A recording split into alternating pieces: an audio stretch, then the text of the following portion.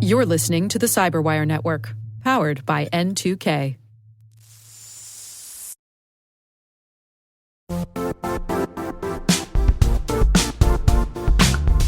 The DMV has established itself as a top-tier player in the global cyber industry. DMV Rising is the premier event for cyber leaders and innovators to engage in meaningful discussions and celebrate the innovation happening in and around the Washington, D.C. area. Join us on Thursday, September 18th to connect with the leading minds shaping our field and experience firsthand why the Washington, D.C. region is the beating heart of cyber innovation. Visit dmvrising.com to secure your spot.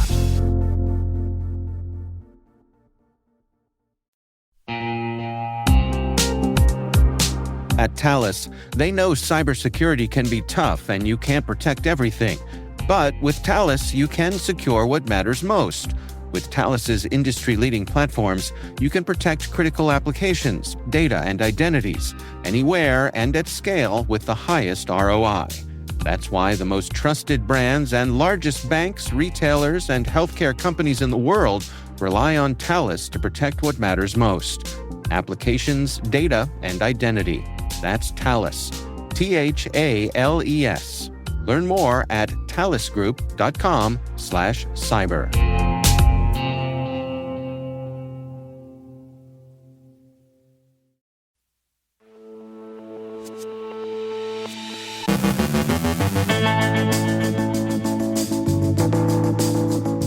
The House passes a defense policy bill that includes new provisions on cybersecurity and AI. Senator Wyden accuses Microsoft of gross cybersecurity negligence after a 2024 ransomware attack crippled healthcare giant Ascension. The White House shelves plans to split U.S. Cyber Command and the NSA. The Pentagon finalizes its long-awaited cybersecurity maturity model certification rule. Akira ransomware group targets SonicWall devices. Officials warn solar-powered highway infrastructure should be checked for hidden radios. The Atlantic Council maps the global spyware market. Researchers uncover serious flaws in Apple's AirPlay. A European DDoS mitigation provider thwarts a record-breaking attack. My Caveat co-hosts Ethan Cook and Ben Yelin unpack the cyber elements of the Big Beautiful Bill. And who fixes the vibe code?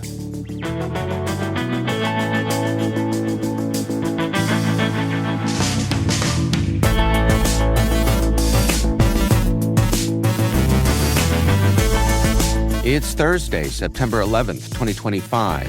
I'm Dave Bittner, and this is your Cyberwire Intel Briefing.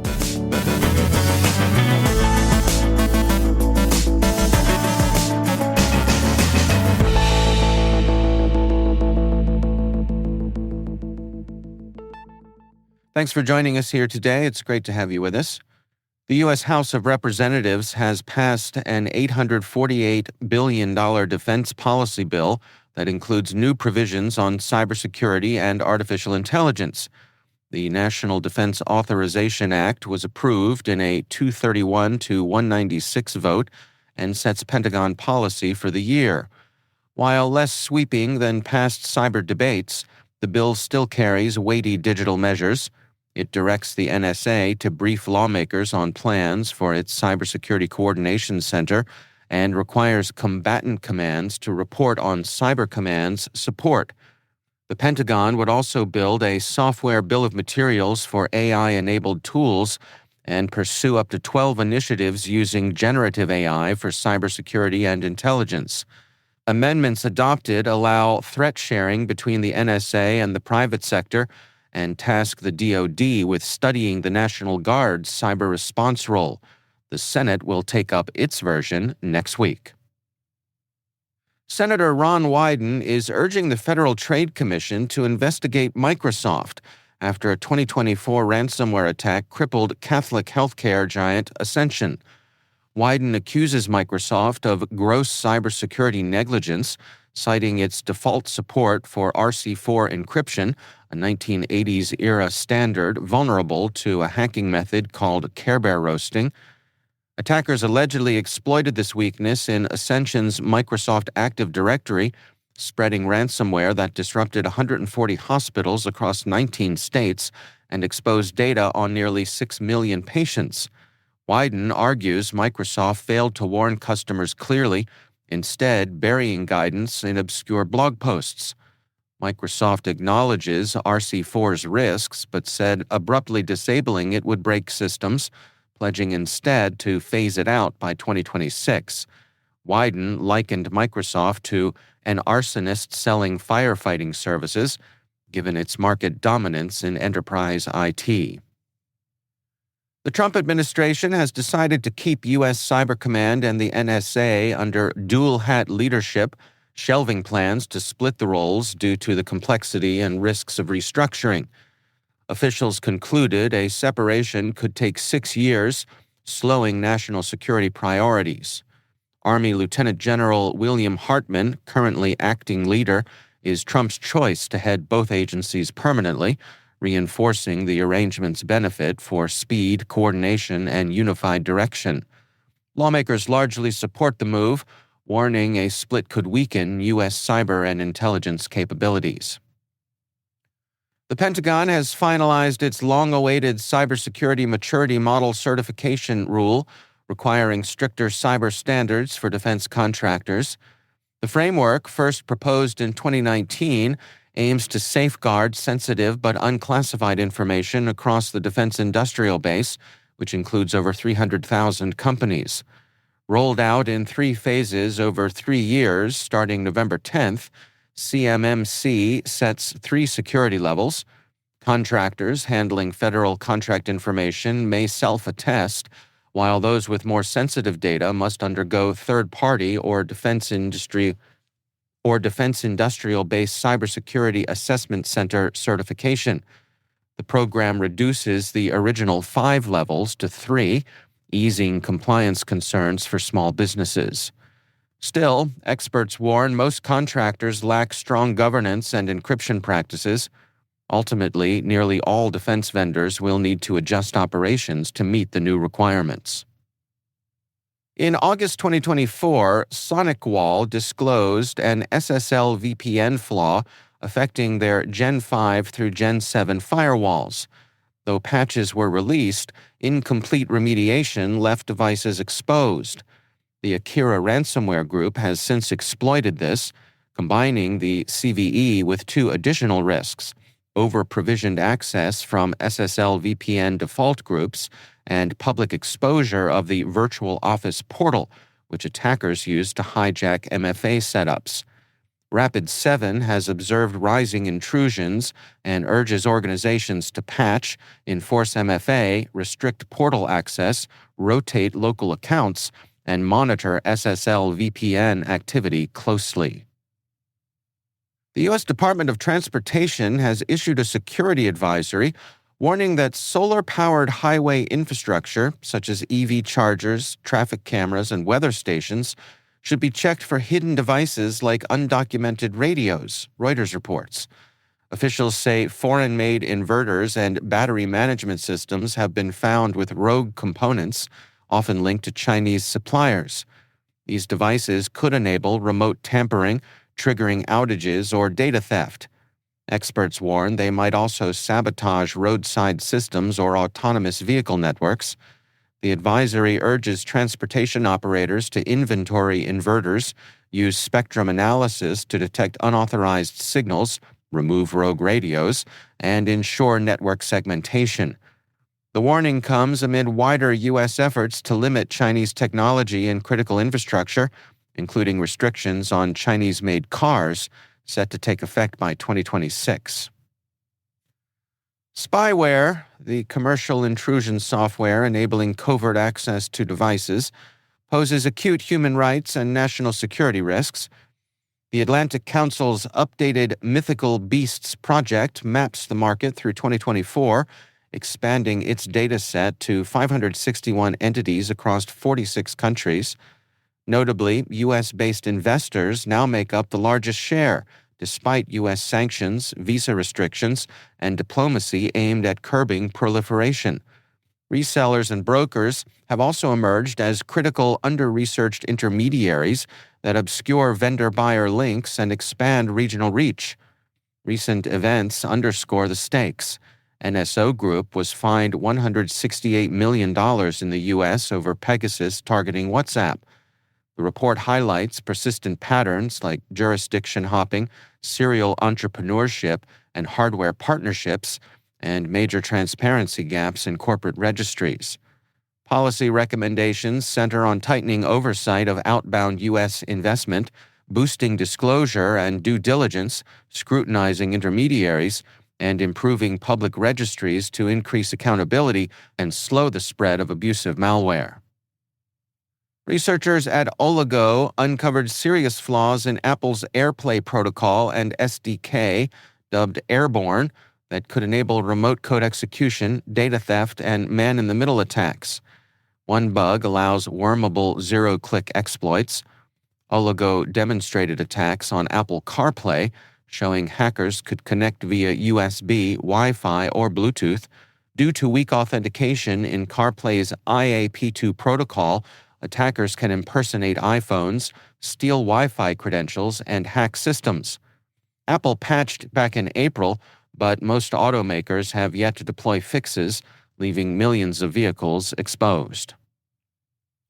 A European DDoS mitigation provider was hit by a record-breaking attack, peaking at 1.5 billion packets per second.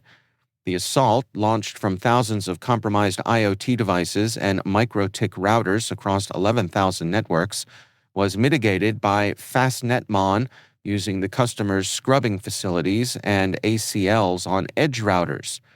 Though the target wasn't named, the attack highlights the growing weaponization of consumer hardware.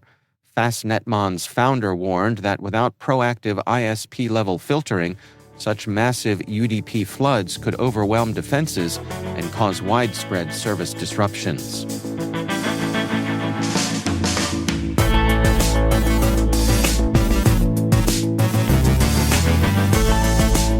Coming up after the break, my Caveat co-hosts Ethan Cook and Ben Yelin unpack the cyber elements of the Big Beautiful Bill and who fixes the vibe code. Stay with us.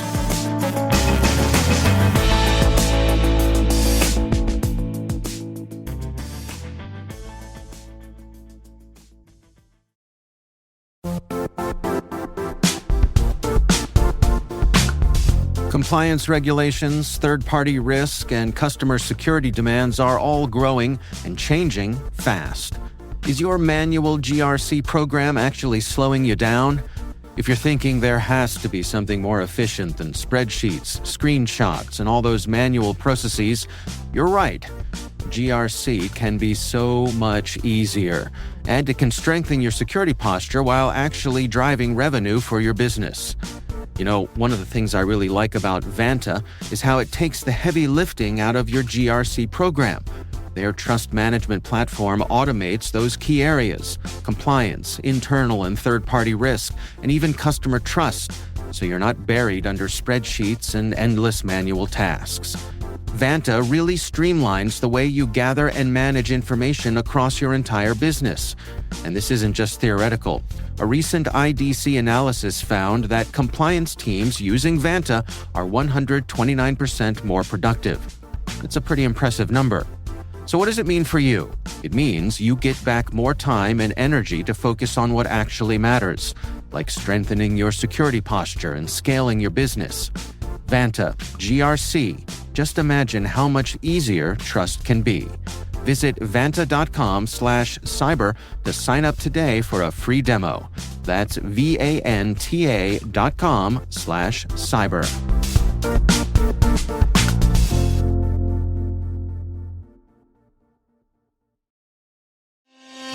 At Thales, we know cybersecurity can be tough and you can't protect everything, but with Thales, you can secure what matters most. With Thales industry-leading platforms, you can protect critical applications, data, and identities, anywhere and at scale with the highest ROI. That's why the most trusted brands and largest banks, retailers, and healthcare companies in the world rely on Thales to protect what matters most: applications, data, and identities. That's Thales, Thales. Learn more at thalesgroup.com/cyber.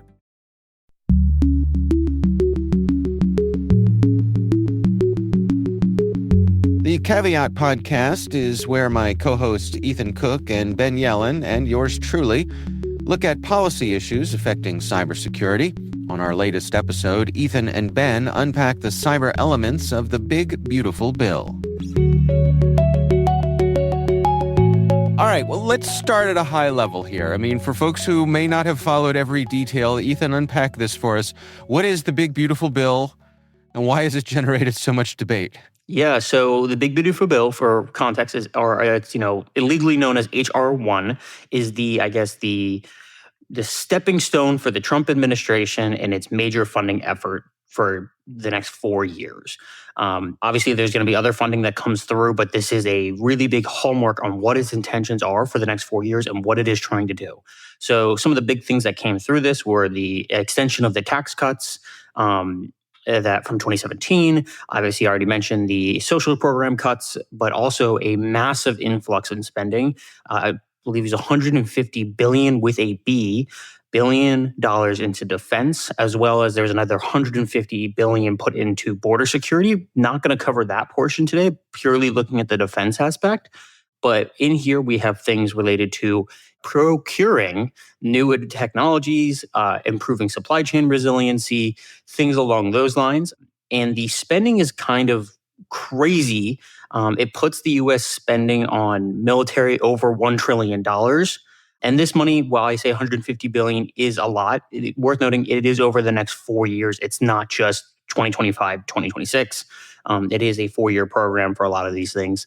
But I do think it's worth looking at what these programs are, because it is very indicative of what the Trump administration is trying to do from a defense perspective. Yeah. Can I be snarky and say, should we call it defense or war? Because, I think they put on the website that it's the Department of War is just a nickname. It's not legally changing it. Well, because it requires an act of Congress to legally change it, and I guess they'll have trouble with that. So there is a new placard, though, outside of there is a new placard. Secretary Hegseth's office, so we do have that. Yep. Yeah. All right. Well, so enough of my snark. Let's dig into some of the details here. I mean, my understanding is that a big part of this is defense modernization. What exactly do they mean by that? So I think the defense modernization aspect is saying that for the next 10 years minimum, that wars and I guess the lead up to a war is not going to be won by just raw manpower. It's going to be won by technological advancement. And some people are going to say, well, that's obvious. That's the way it's been forever, right? Whoever developed the bow and arrow over the other group was better, right? Gunpowder. But I think what that means for the modern context is things like investing in mesh networks and communication capabilities. There's $300 million just provisioned just for mesh networks in the Indo-Pacific region. They also are putting $400 million into advancing and the development of advanced command and control tools. $500 million for accelerating the integration of 5G and 6G technologies across the military, and many others that are, and we can go on. I think one of the most important ones was the $500 million to prevent the delay of delivering AI-related military-capable tools. Ben? Yeah, I mean, I think there's a theme here. I think it's reflected in the $1 billion for offensive cyber operations, which is a really significant investment, and I think signifies an acceleration of a strategy that all the three of us have talked about, pushing to more offensive cyber operations as a weapon of foreign policy. The rest of it seems like they could have been bipartisan investments in the Department of Defense. I don't think if you were to go line by line here, there's anything that most members of Congress would per se object to. It just, in the context of a much larger bill, it is a significant increase in defense spending. And depending on what your priorities are, I mean, I think the controversy is whether that money would have better been spent elsewhere. I don't think there's anything particularly controversial about the line items in the section here for the Department of Defense. Yeah. So, Ethan, you mentioned that one of the bill's focal points is the Indo-Pacific Command. Mm-hmm. What makes that region a priority? China. The simple answer to that is China. I think the Trump administration has obviously always been very anti-China, even under his first administration. And while the Biden administration was also not on the best of terms with China, the second Trump administration, I expect to be just as hostile, if not more so over that relationship. And I think the massive amount of money that they poured from just this bill alone into the Indo-Pacific Command is very indicative of where they say we need to focus our money. We need to not just keep diverting resources, but add resources, because again, this is in addition to the money we have already spent to boost that region. We're putting billions of dollars more into that effort. And I think it's not just about building advanced technologies. It's about building a series of networks and control in that area with allies, to ensure that because it's so large, we can communicate efficiently across those areas, have the infrastructure in place to really make sure that we can control and have predictability in the area and make sure that there's nothing happening that we can't control or that we can't respond to very quickly. This bill also has a lot of funding for supply chain resilience. What's the concern there for both the military and the broader economy? So I think from the supply chain aspect, I think a key part of it is making sure the U.S. always has access to critical minerals for semiconductors and AI-related products. I believe that there was $5 billion put in for investments into critical mineral supply chains, among other similar ones. They also are expanding not just the raw ability to acquire, but the ability to predict and analyze what is needed. They put $25 million, which now that doesn't sound like a lot, but that's purely for the expansion of their industrial policy workforce. So they're putting $25 million to just expanding the Department of Defense's ability. Nice stimulus for law and policy analysts out there. Yeah, exactly. And I think that is the reason why that stood out to me was because at a time when the U.S. government and specifically the Trump administration has been cutting, not just within certain agencies, but across the board has been cutting positions within the DoD, within CISA, et cetera. This marked hey, we're not cutting here, we're expanding. This is something that we're worth investing in, that industrial policy security is really important, especially under the Department of Defense. I think that was a huge indicator of what they're trying to do and to really ensure that the department has that the military has not only access to these consistently, but not for right now, but for the next 10, 15 years. Be sure to check out the complete episode of Caveat wherever you get your favorite podcasts.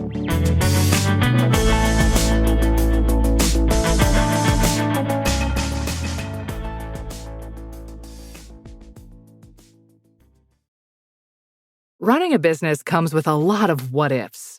But luckily, there's a simple answer to them. Shopify. It's the commerce platform behind millions of businesses, including Thrive Cosmetics and Momofuku, and it'll help you with everything you need. From website design and marketing to boosting sales and expanding operations, Shopify can get the job done and make your dream a reality. Turn those what-ifs into... Sign up for your $1 per month trial at shopify.com/special offer. This episode is brought to you by Indeed. When your computer breaks, you don't wait for it to magically start working again. You fix the problem. So why wait to hire the people your company desperately needs? Use Indeed's sponsored jobs to hire top talent fast. And even better, you only pay for results. There's no need to wait. Speed up your hiring with a $75 sponsored job credit at Indeed.com/podcast. Terms and conditions apply.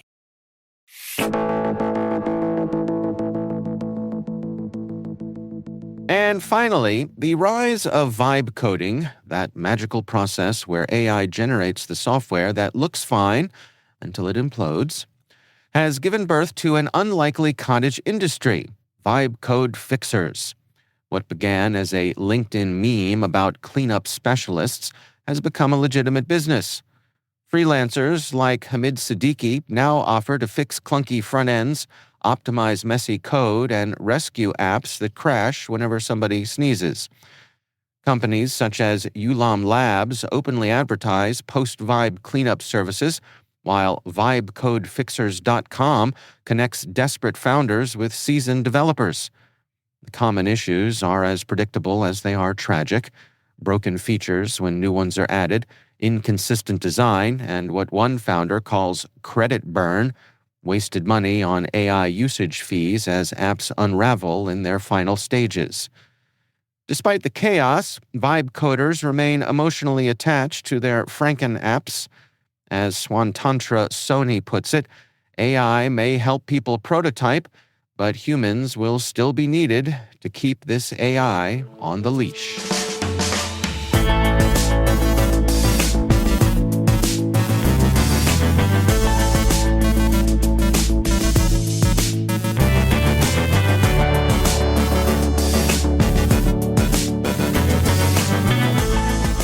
And that's the Cyberwire. For links to all of today's stories, check out our daily briefing at thecyberwire.com. We'd love to know what you think of this podcast. Your feedback ensures we deliver the insights that keep you a step ahead in the rapidly changing world of cybersecurity. If you like our show, please share a rating and review in your favorite podcast app. Please also fill out the survey in the show notes or send an email to cyberwire@n2k.com. N2K's senior producer is Alice Carruth. Our Cyberwire producer is Liz Stokes. We're mixed by Trey Hester with original music by Elliot Peltzman. Our executive producer is Jennifer Iben. Peter Kilpie is our publisher. I'm Dave Bittner. Thanks for listening. We'll see you back here tomorrow.